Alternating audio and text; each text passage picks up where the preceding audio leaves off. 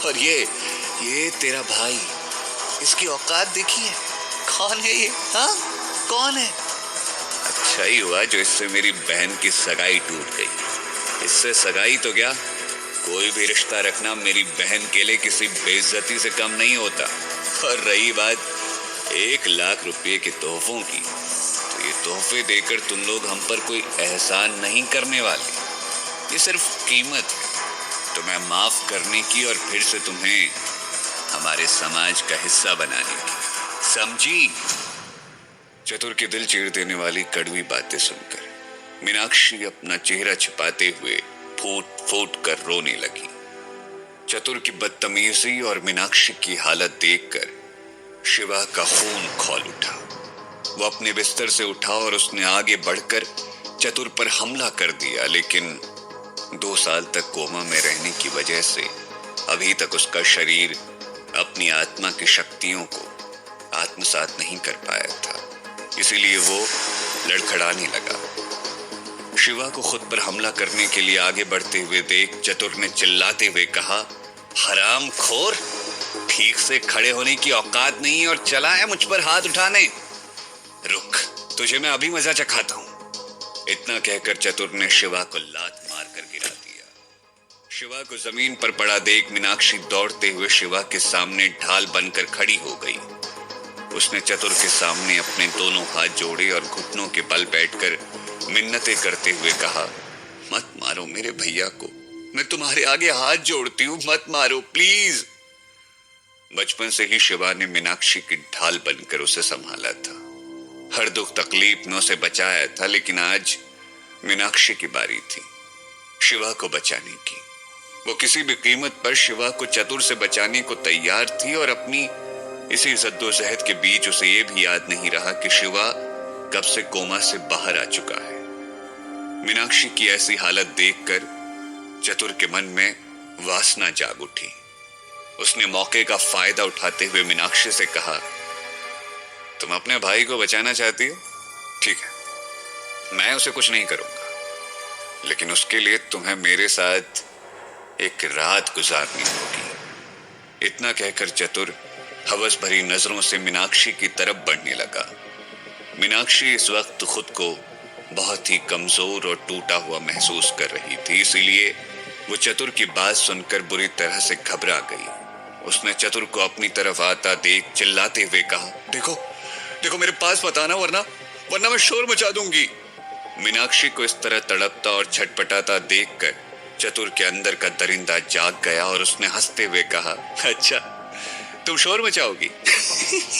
मचाओ, मैं भी देखता हूं कौन आता है तुम्हें बचाने। अरे मचाओ शोर। इतना कहकर चतुर ने अपनी मजबूत बाहों से मीनाक्षी को जबरदस्ती खींचकर दीवान पर गिरा दिया। जब मीनाक्षी ने अपने दोनों हाथों को आगे कर खुद को चतुर से बचाने की कोशिश की तो चतुर ने उसे धमकाते हुए कहा, चुपचाप मेरी बात मान लो, वरना मैं तुम्हारे इस भाई को इतना मारूंगा कि इसकी हड्डी पसली टूट जाएगी।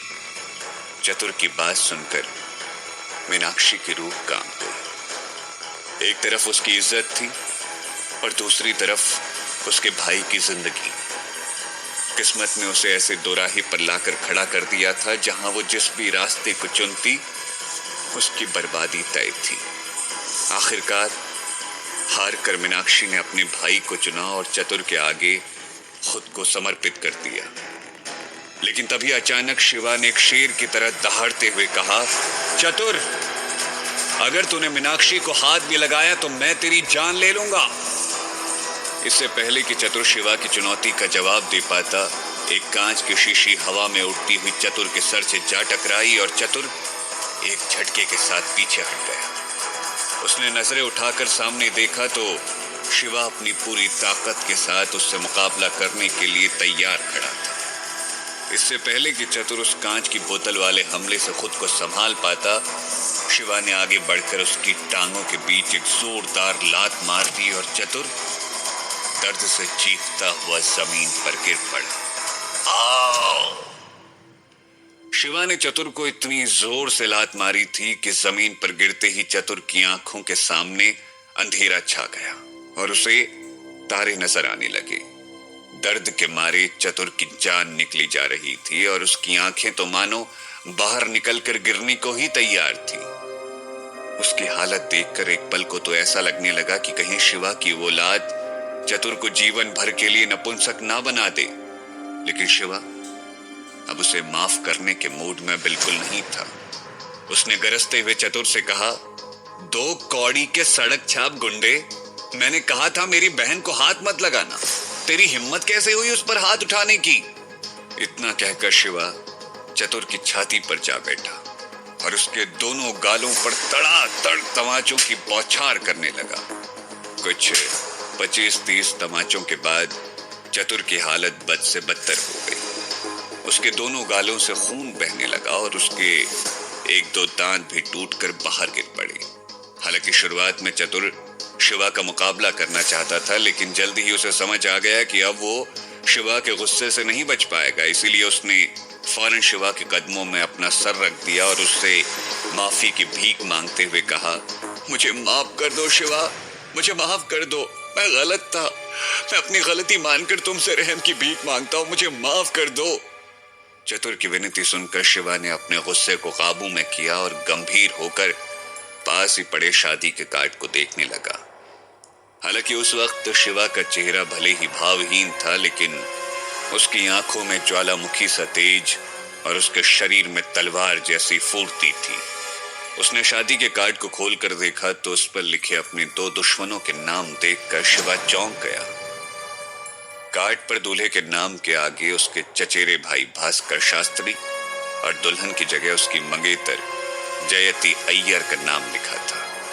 नीचे की लाइन में 3 महीने बाद शास्त्री भवन में शादी होने की बात लिखी गई थी और अंत में लिखा था, मेरे घर पर आपका स्वागत है। कार्ड को पढ़ते ही शिवा के हाथों की नसें फड़फड़ाने लगी। उसने एक हाथ से उस कार्ड को मरोड़ने के बाद उसे चतुर के मुंह में ठूंसते हुए कहा, जाकर कह देना उन दोनों से, मैं शिवा शास्त्री उनकी शादी के दिन वहां जरूर आऊंगा। शिवा के शब्द सुनकर चतुर डर के मारे वहां से भाग गया। चतुर के जाते ही अचानक मीनाक्षी को शिवा के कोमा से बाहर आने का एहसास हुआ तो उसने चौंकते हुए कहा, भैया भैया आप ठीक हो गए भैया? इतना कहते कहते मीनाक्षी की आंखों से खुशी के आंसू बहने लगे तो शिवा ने आगे बढ़कर उसके आंसू पोंछते हुए कहा, हाँ मीनू, मैं ठीक हो गया हूं। शिवा को अपने सामने इस तरह बिल्कुल तंदुरुस्त खड़े देखकर मीनाक्षी दौड़कर उसके गले लग गई और उसने सुबक सुबक कर रोते हुए कहा, आप सच में ठीक हो गए भैया, भगवान का लाख लाख शुक्र है, आप ठीक हो गए। शिवा ने मीनाक्षी को सांत्वना देते हुए आगे कहा, मुझे माफ कर दो मीनू, मैं तुम्हारा ख्याल नहीं रख पाया। लेकिन मीनाक्षी ने अपना सर ना में हिलाते हुए शिवा की इस बात को सिरे से खारिज कर दिया और बहुत देर तक यूं ही उसके गले लगकर रोती रही। कुछ देर बाद जब मीनाक्षी के आंसू थमे तो उसने शिवा से कहा, लो, मैं भी कितनी बुद्धू हूं ना भैया, मैंने पापा को आपके बारे में अभी तक नहीं बताया। मैं अभी उन्हें कॉल करती हूँ, आपके बारे में सुनकर वो बहुत खुश होंगे। इससे पहले कि वो चतुर अपना बदला लेने के लिए लौट कर आए, हम पापा के आते ही यहाँ से कहीं दूर चले जाएंगे। लेकिन जैसे ही मीनाक्षी ने अपने पापा को फोन करने के लिए मोबाइल उठाया तो उसने देखा कि उसका फोन पानी में भीगकर बंद हो चुका था। ये देखकर मीनाक्षी परेशान होने लगी तो शिवा ने उसे समझाते हुए कहा, मेरे यहाँ रहते हुए तुम्हें उस चतुर से डरने की कोई जरूरत नहीं है। सच तो यह है कि शायद ये उस चतुर की किस्मत ही थी जो शिवा की शक्तियां अभी तक पूरी तरह से उसके शरीर में विकसित नहीं हो पाई थी, वरना शिवा सिर्फ सांस लेने भर से उस चतुर की हड्डियों का चूरमा बना चुका होता। बहरहाल मीनाक्षी के मुंह से पापा के बारे में सुनकर शिवा ने उनसे पूछा, वैसे पापा कितने बजे तक घर आ जाते हैं? शिवा के सवाल का जवाब देते हुए मीनाक्षी ने कहा, इन दिनों उनकी नाइट शिफ्ट है ना, तो हमें सुबह 8-9 बजे तक इंतजार करना पड़ेगा। अगर मेरा फोन खराब नहीं हुआ होता तो मैं उन्हें अभी बुलवा लेती। मीनाक्षी की बातें सुनकर शिवा ने चौंकते हुए उससे पूछा, नाइट शिफ्ट? आजकल हमारे दवाखाने में रात दिन काम होने लगा है क्या?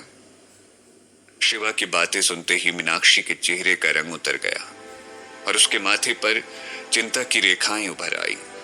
उसने गंभीर स्वर में कहा, नहीं भैया, आजकल पापा टैक्सी चलाते हैं। हमारा घर हमसे छिन गया, हमारा दवाखाना बंद हो गया, दवाखाने के सारे कर्मचारियों को निकाल दिया गया और पापा का वैद्य का लाइसेंस भी रद्द कर दिया गया।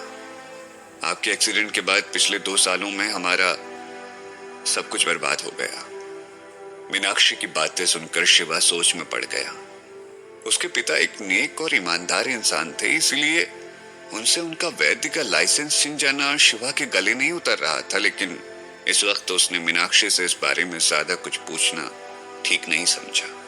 उसने मीनाक्षी के गीले कपड़ों की तरफ इशारा करते हुए कहा, खैर वो सब छोड़ो, सबसे पहले तुम कपड़े बदल लो, पूरी तरह से भीग चुकी हो, सर्दी लग जाएगी। शिवा के मुंह से बात सुनते ही मीनाक्षी का ध्यान अपने कपड़ों पर गया। उसके भीगे हुए कपड़े उसके शरीर से चिपक रहे थे और ऐसी हालत में वो अपने भाई से गले लगकर रो रही थी। यह ख्याल दिमाग में आते ही मीनाक्षी शर्म से पानी पानी हो गई। उसने जल्दी से अपना तौलिया उठाया और भागते हुए कमरे में चली गई। मीनाक्षी के जाते ही शिवा टहलते हुए घर की बालकनी में आकर खड़ा हो गया और घर के सामने वाले पुराने बरगद के पेड़ को देखते हुए वो मन ही मन सोचने लगा, धरती लोग हो या नाग लोग, दुनिया सिर्फ ताकतवर लोगों की ही इज्जत करती है। मुझे जल्दी ही अपना प्रशिक्षण फिर से शुरू करना होगा ताकि मैं अपने शरीर और अपनी शक्तियों के बीच का तालमेल बिठा सकूं। शिवा अपने ख्यालों में खोया था कि तभी अचानक उसकी नजर बरगद की सबसे ऊंची डाली पर लगे उन फलों पर पड़ी जिसमें उस 5 मुंह वाले दिव्य नाग का खून रिस कर जमा हुआ था। उस दिव्य नाग के खून को सोख लेने की वजह से बरगद के उन फलों में भी उस नाग की दिव्य ऊर्जा समा गई थी और इसी वजह से वो फल एक खास आभा के साथ दूर से ही चमकते हुए दिखाई दे रहे थे। बरगद की वो पूरी शाखा ही दिव्य ऊर्जा के साथ एक शक्ति पुंज में बदल चुकी थी। शिवा जानता था कि अगर कोई आम इंसान बरगद के उन फलों को सिद्ध करके उससे बनाई हुई गोली खा ले तो उसके शरीर के साथ साथ उसकी आत्मा का शुद्धिकरण भी होना निश्चित है, जिससे उस गोली को खाने वाला मनुष्य लंबे समय के लिए स्वस्थ, तंदुरुस्त और जवान रह सकता है। हालांकि ये सब तो शिवा पहले से ही जानता था, लेकिन जो बात उसे सबसे ज्यादा हैरान कर रही थी वो थी उस बरगद के पेड़ की वो जड़ें जिनमें उस दिव्य नाग की सांसें समाई थी। उसे इस बात पर पूरा यकीन था कि हो न हो उस दिव्य नाग के अपना शरीर छोड़ने से पहले जिन जड़ों से उसकी सांसें टकराई थी वो जमीन के अंदर सुनहरे रंग में बदल चुकी थी और वो आगे जाकर शिवा के बहुत काम आने वाली थी, क्योंकि केवल एक शिवा है जो उस दिव्य नाग की असलियत जानता है। आखिर क्या असलियत थी उस 5 मुंह वाले दिव्य नाग की और उसने अपनी शक्तियां शिवा को क्यों दे दी थी? क्या शिवा अपने इंसानी शरीर में रहकर अपनी अद्भुत ब्रह्म शक्तियों का इस्तेमाल कर पाएगा? शिवा से बुरी तरह पिटने के बाद क्या चतुर चुपचाप बैठ जाएगा या फिर वो शिवा से बदला लेने आएगा और आखिर कैसे करेगा शिवा उसका सामना?